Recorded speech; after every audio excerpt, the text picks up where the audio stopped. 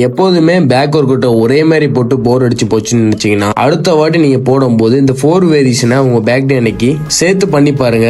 நல்ல எஃபெக்டிவா இருக்கும். காய்ஸ், இது 60 days பல்கிங் சேலஞ்சில் டே 10. கோட்டுக்குள்ள போறதுக்கு முன்னாடி வெல்கோரோட பிராண்ட்ல இருந்து 1 ஸ்கூப் வெல்கோரோட கிரேட்டினை குடிச்சிட்டு இது தேவைன்றவங்க இல்ல தெரியுத இந்த கோடை யூஸ் பண்ணி அடிஷனல் டிஸ்கவுண்டோட வாங்கிக்கோங்க.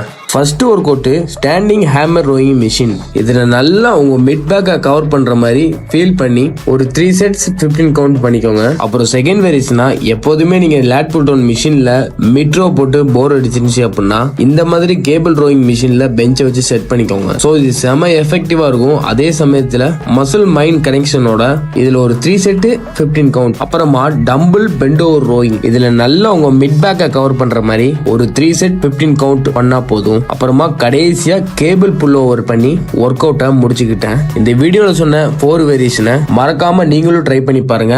அப்படியே ரெசிபிட்ட ஃபாலோ பண்ணிக்கோங்க.